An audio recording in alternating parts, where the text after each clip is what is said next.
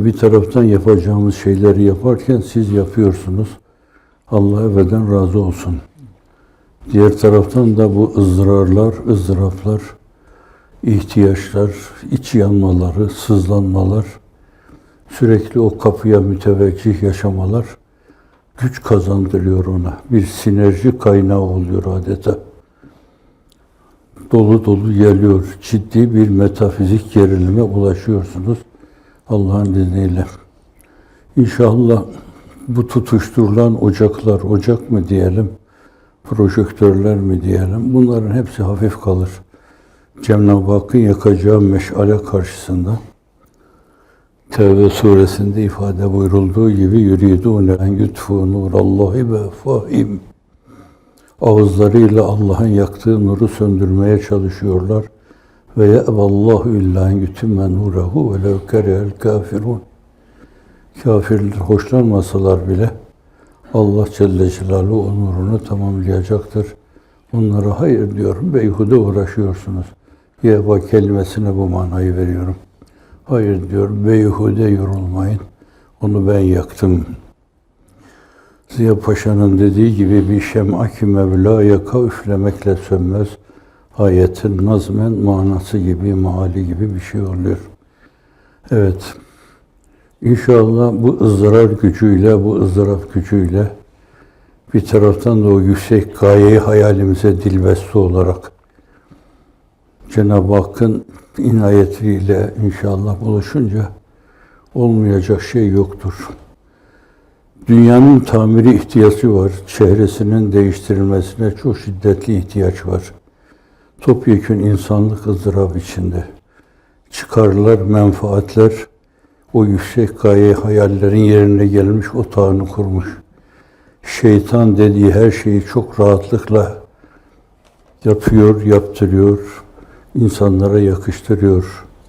Bu asra bir şeytan asrı denebilir. Belki son 3 asır şeytan asrı sayılabilir.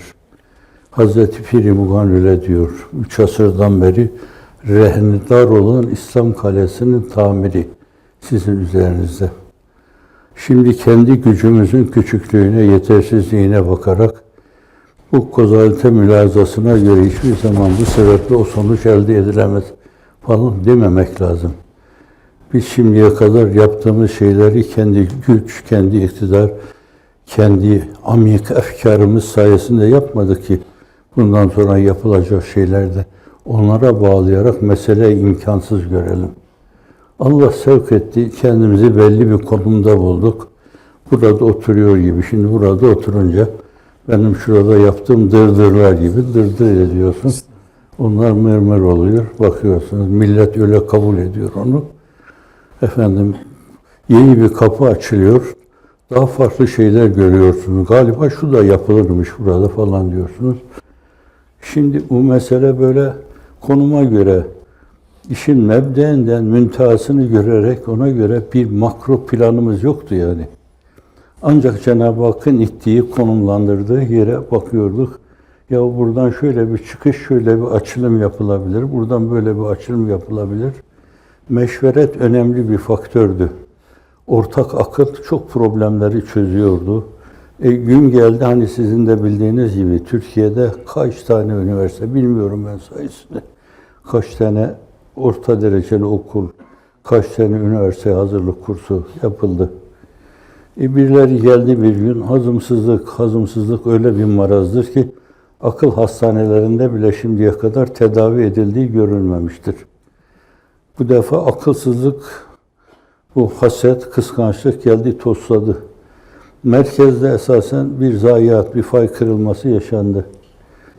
Çıktığımız yol Allah yoluydu, peygamberler yoluydu. Allah kendi yolunda ona doğru yürüyenleri hiçbir zaman o yolda yüzüstü bırakmamıştır. Sizi bırakacağına da ihtimal vermek doğru değil, ona karşı suizan olur. Evet. Gün geldi şimdi, bir gün Türkiye'de öyle oluyordu yani. Bir taksiyle, 2 taksiyle bir yere gidilince orayı fethetmiş gibi geliyordu. Şimdi dünyanın dört bir yanına böyle hakikaten birkaç başa yürüyebilecek tohumlar gibi saçılma durumu, faslı yaşanıyor. Dünyanın dört bir yanına. Başka türlü de yani Türkiye'de durduğunuz zaman insanlığın o iftihar tablosunun, o gayeyi hayalinin nasıl gerçekleşeceğini zannediyorum kestiremezdiniz. Benim adım güneşin doğup battığı her yere gidecektir. İster gayb bin gözüyle meseleyi görüp söylemesine verin, isterse size bir gaye-i hayal olarak, bir hedef olarak göstermesine verin. İster öyle olsun, ister öyle olsun. Ama nasıl olacaktı ki o Türkiye'den? O insanların çekememezliğini, hazımsızlığını aşarak nasıl gidecektiniz? Fakat Cenab-ı Hakk'ın öyle esrarengiz işleri var ki, böyle bir meseleye, bu ölçüdeki bir açılıma öyle bir yer, zemin olmalıydı ki hakikaten dünyada ona bir şey demesin. Siz mazlumiyetle, mağduriyetle, mahcuriyetle diyeyim, mazuliyetle, mahrumiyetle dünyanın dört bir yanına saçıldınız. Bir kere insanların insan olarak şefkat duygularını tetiklediniz orada. Herkes bağrını, sinesini açtı size. Bir taraftan esasen sözle, sazla anlatılan şeyler, bunlar hep her zaman arkada bir kuşku bırakırlar. Fakat bunlar için esas güçlendirici referans belki veya doğrulayıcı, en inandırıcı referans hal ve temsildir. Esas sizi görmeleri lazım burada. Yatmanızı, kalkmanızı, Allah'a teveccühünüzü, düşüncelerinizi, insanlığa bakışınızı, onlar kendi kendilerine diyecekler ki hani bir yandan ya humanizm deyip duruyorduk ama fakat bizimki çok geride kalmış yani bunlar. Yine de birbirimize yaka paça oluyorduk, yamyamlar gibi birbirimizi yiyorduk. Fakat gerçek esas humanizmi bunlar temsil ediyorlar. Bir diğer taraftan da kadınların hakkı çiğnendi, onlara hayat hakkı tanınmadı, şu oldu, bu oldu deyip duruyorduk. Fakat gerçekten bu meseleyi bunlar razı ediyorlarmış diyecekler. Dolayısıyla da hal ve temsil esas çok inandırıcı olacaktır. Değişik vesilelerle hep acizane arz etmişimdir. İnsanlığın iftihar tablosunun önemli iki vazifesi, çok vazifesi var da önemli iki vazife. Birisi tebliğdir. Allah'tan aldığı mesajları insanlığa sunmak. Diğeri de işte fiilen o meseleyi gösterme. Temsildir, haldir. Çok inandırıcı olmuştur bu. Yani ne demişse onun 10 katını yapmış orada. Şimdi demiş ki işte Allah'a kulluk yapacaksınız. Ne kadar yaparsanız yapınız, velilerin dedikleri gibi velilerin. Muhabbetnâke hakka ibadetike ya mahbud. Bu duyguyla meseleyi kafiyelendirme. Ma zekernâke hakka zikrike ya meskûr. Bu duyguyla ibadet-ü taat anlayışını kafiyelendirme. Ma hamidnâke ya mahmud. Hakka hamdike ya mahmud. Bu duyguyla yine meseleyi kafiyelendirme. Ricali de okuyoruz burada, görüyorsunuz. Ayaklarından kan damlıyor Enes bin Malik. Çünkü Efendimiz'e en yakın. Hadim-i Nebevi dolayısıyla. Ebu Hureyre'yi kurcalasanız bakarsın onda da aynı şey damlıyor yani. Kendi çırakları onu anlatırken ibadetteki derinliğini, aç, sürekli bayılır. Orada Mecnun mu diyorlar da ben başka zannediyorum. Ya Rical ya Siyer kitaplarında saralı, epilepsi falan diye millet öyle bakıyor. Oysa ki diyor bende saray yoktu, epilepsi yoktu diyor. Fakat orada hangi Rical kitabından ele alınmışsa Mecnun falan diyorlar. Oysa ki Mecnun değil, açımdan bayılıp düşüyordum. Oysa ki niye açından bayılsın? Gider orada çalışır eder filan karnını doyuracak bir şey bulur. Ama dünyaya hiç karışmamış orada. Uzzap'tan öyle birisi. Enes İbni Malik değil de o Uzzap'tan. Bunun gibi sonra bakıyoruz tabiinde, utebe-i tabiinde, etbaında bütün hep o yüksek karakter kendisini gösteriyor Allah'ın izni inayetiyle. Adeta peygamberane bir tavır sergiliyorlar. Efendimiz sallallahu aleyhi ve sellem ayakları şişinceye kadar namaz kılıyordu. Hücresinde namaz kılıyordu yani. Bunun içine haşa zaten onun o ruh dünyası, o fikir alemi, o tahayyülat alemi filan itibariyle o türlü şeyler hiç misafir etmemiştir. Gelseler bile onlar kendi kendilerine kovulmuştur o türlü şeyler. Fakat hücre-i saadetlerinde işte Ayşe validemiz anlatıyor. Büyük anamız, hepimizin anası. Evet, antiparantez diyeyim. Cenab-ı Hak şefaatine bizleri mazhar eylesin. Anama karşı çok saygım vardır. Hatta bazen aklıma geliyor ki, acaba annem benim ona bu kadar saygımı duyunca kıskanır mı? Zannetmiyorum. Çünkü o da onun sevdalısıydı. Diyor ki ayakları şişinceye kadar yatmıyordu. Hücre öyle dardı ki ben ayaklarımı uzatınca secde edecek yer kalmıyordu. Ayakta ne kadar duruyordu bilmiyorum. Ben bir fasıl uyuyordum. Sonra rükûa varıyor, secdeye varınca eliyle ayaklarımı ittiriyordu. Başını koyacak bir yer açılıyordu. Canım çıksın başını oraya koyuyordu. Kaldırıyordu. Ben yine uykuya dalıyordum. Yine yapıyordu. Busiri kasidesinde bunu ifade ederken zalemtu sünnete men ahya zalame ila en işteket kademahu zurre min veremi. Ben o peygamberin sünnetine zulmettim ki ayakları şişmeden yatmıyordu diyor. Evet, temsildeki derinlik öyle inandırıcı oluyordu ki Ebu Bekir onun delisi, Ömer onun delisi, Osman onun delisi. Bu açıdan bir yönüyle böyle o sözlerle ortaya koyduğumuz beli beyanlarla, Firdevsi'nin beyanı gibi o dille, o üslupla meseleleri ortaya koysanız, inanın bana çok inandırıcı olamazsınız. Ama o meseleyi halle, temsille takviye ederseniz, beslerseniz, halı temsili onlara payanda yaparsanız, millet inanır ve koşa koşa arkanızdan gelir. Eğer olmasa Kur'an der mi? لِمَ تَقُولُونَ مَا لَا تَفْعَلُونَ كَبُرَ مَقْتًا عِنْدَ اللّٰهِ اَنْ تَقُولُوا مَا لَا تَفْعَلُونَ. Niye yapmadığınız, etmediğiniz şeyleri söylüyorsunuz? Söylemeyin demek değil bu. Söylediğiniz şeyleri yapıyor olun demektir bu. Efendim, söylediğiniz halde o meseleleri yapmıyorsanız, nezdü üluhiyette bu vesileyi gazap olacak bir şeydir diyor. Evet, temkin, dikkatli olmak. Evet. İnşallah sizler çehrelerinizle, genel tavırlarınızla, şu ana kadar geliştirdiğiniz o hal derinliğiyle, temsil derinliğiyle işi bir noktaya kadar Cenab-ı Hak size getirtti diyeyim. Siz bir adım atarsanız, öyle buyuruyor Kuts-ı Hadis'te, müteşabih bunlar, mukabele manasına. O size 10 adımla gelir, yani 10 adım mukabelesinde bulunur. Siz adımla gelirseniz ona o koşma mukabelesinde bulunur. Evet, mukabele demek lazım. Yoksa Allah yemez içmez, zaman geçmez, veridir cümleden Allah.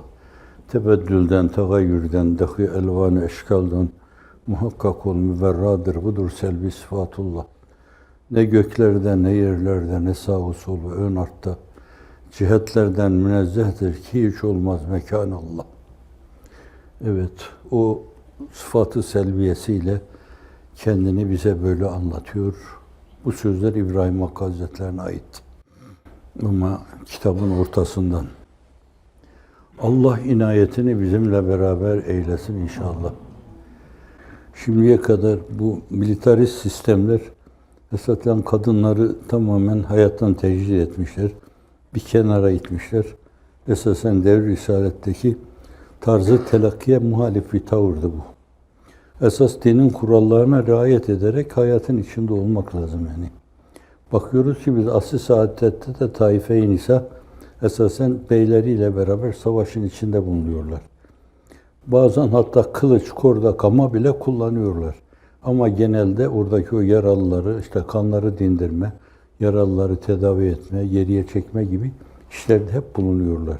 İnsanlığın iftihar tablosu bile o mübarek annelerimizi, cennetin hurilerinin önünde olan annelerimizi her savaşa, 17 savaşa iştirak ediyor. 17 defa. Her defasında onlardan bir tanesini alıyor, yanına götürüyor. Örnek olsun diye alıp götürüyor yani. Fakat belli bir dönemde, belki hani Emeviler döneminde, öyle miydi bilemiyorum, Abbasiler döneminde Daha sonra Osmanlılar döneminde de biraz öyle olmuş yani. Hayatın içine girmek isteyen Kösem gibi, Hürrem gibi sultanlar, bunlar bile işte hani ölümle tehdit edilmişler. Kösem'in kaçıp saklandığından bahsedilir. Belki Hürrem Sultan'a da aynı şeyi yaparlardı ama arkasında Kanuni Cennet Mekan Aleyh Rahmet ve Gufran Hazretleri vardı. Bunun gibi. O bize ait bir kusurdur yani. Bir taraftan dini disiplinlere milimine riayet etmek, bir tek kusur bile yapmamaya çalışmak, bir tek kusura 1000 defa estağfurullah demek. Fakat beri tarafta hayatın içinde olmak. Muallim olabilir, doktor olabilir, Allah'ın izni inayetiyle efendim üniversite hocası olabilir, talebe olabilir, her şey olabilir yani. Siz böyle bir kendi düşünce dünyası adına, gaye hayaliniz adına böyle bir şeyi realize ediyorsanız şayet hakikaten bir yönüyle bir diriliş mesajı esasen temsil ediyorsunuz veya veriyorsunuz demektir. Bir basu badel mevt, Necip Fazıl merhum öyle derdi. Bir basu badel mevt esas mesajı veriyorsunuz insanda. İnşallah daha da geliştirilir. Hayatta hakim hale gelirler. Mutlaka hayatlarında onların meşgul olacakları başka şeyler de var. Evleri var, çocukları var. Başka hususi halleri var bunlar. Mesai iyi tanzim edilirse, amal taksim edilirse, taavün düsturu tescil edilirse, karı koca arasında, erkek kadın arasında zannediyorum hiçbir problem kalmaz yani. Herkes ne yaptığını bilir. Dolayısıyla da yaptığı her şeyde mümarese sahibi olur yani. Bağışlayın, karampola iş yapmaz yani. Bilerek yapar. Bu söylediğim 3 tane düstur da Hazreti Pir-i Muhan Şem-i Taban'a aitti. Cenab-ı Hak bizi de ona bağışlasın.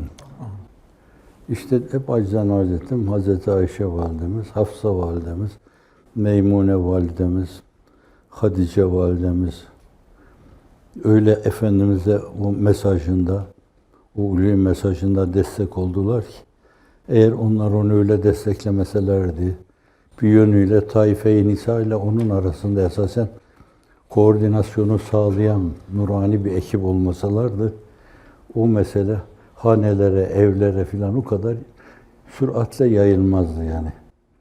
Değişik hanelerden insanlar vardır. Oymaklardan, Beni Maksum'dan insanlar vardır. Efendim Beni Adi'den insanlar vardır. Beni Teym'den insanlar vardır. Bunların hepsi güçlü kabileler. Birinde Hazreti Ebubekir varsa birinde Hazreti Ömer Efendimiz vardır. Birinde Beni Ümeyye'den Hazreti Osman Efendimiz vardır.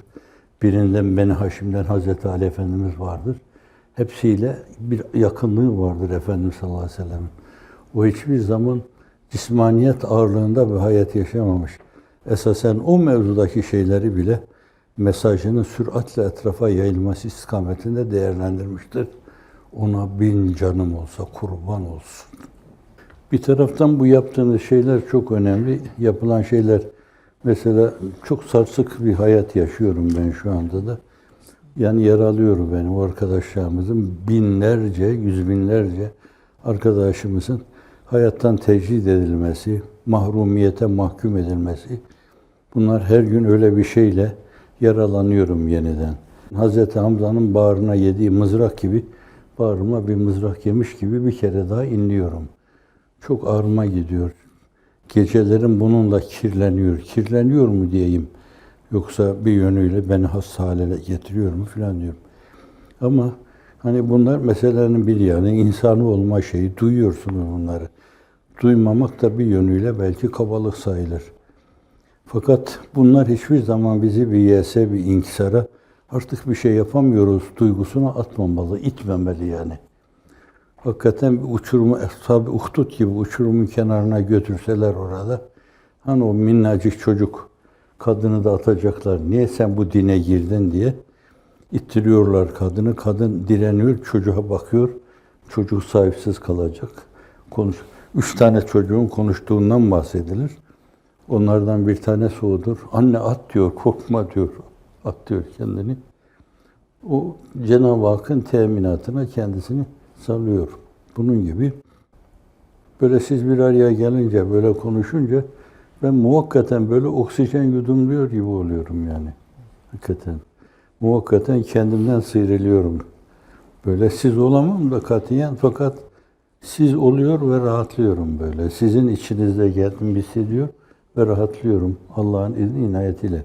Bu mesele o mevzuda sürekli o metafizik gerilimi koruma adına çok önemli bir şey. Buna dikkat etmek lazım. O bir araya gelmede esasen mesela diyelim burada bazen şöyle oluyor. Arkadaşlardan birisi namaz kıldırıyor orada. Hislerine yenik düşüyor, bir ağlıyor. Bir sinerji meydana getiriyor ki saflarda ağlama meydana geliyor yani. Yani ben bunu değişik yerlerde de gördüm. O camilerde o gençlerin, kalabalık gençlerin 5-10 tanesinin orada hıçkırıklara boğulması karşısında bütün cami hıçkırıkla inliyordu zannediyorum. Çoklarınız herhalde evet muttalisiniz öyle de. Dolayısıyla da bir de öyle bir sinerjiye sebebiyet verecek bu Allah'ın izniyle, bu bir araya gelmeler. Bir de mutlaka bir araya geldiğimizde kitap okuma mevzuna yönelmek lazım yani. Mesela Risaleleri okumak lazım bu mevzuda. Bizim için hakikaten kuvve-i maneviyemizi takviye edecek, ümit gücümüzü güçlendirecek şeyler, onları müzakere etmek lazım. Bazı arkadaşlarımızın bu mevzuda fevkalade fedakarlıklarını anlatmak lazım. Tek başına gitmiş bir ülke Allah'ın izni inayetiyle ayaklandırmış gibi bir şey oluyor. Bütün bunlar yani her zaman böyle bir beslenmeye ihtiyacımız var. Onun için Kur'an-ı Kerim sahabe-i kirama bile ya eyyühellezine aminu billahi ve rasulü. Ey iman edenler, hele bir kere daha imanınızı yenileyin diyor yani. Üstadımız da bir yerde bunu serlevha yapıyor. Ceddidu imaneküm bi la ilahe illallah. Sürekli imanın yenilenmeye ihtiyacı var onu. Değişik faktörleri, değişik şeyleri, argümanları değerlendirerek, değişik delilleri değerlendirerek sürekli iman adına hep canlı kalmamız lazım.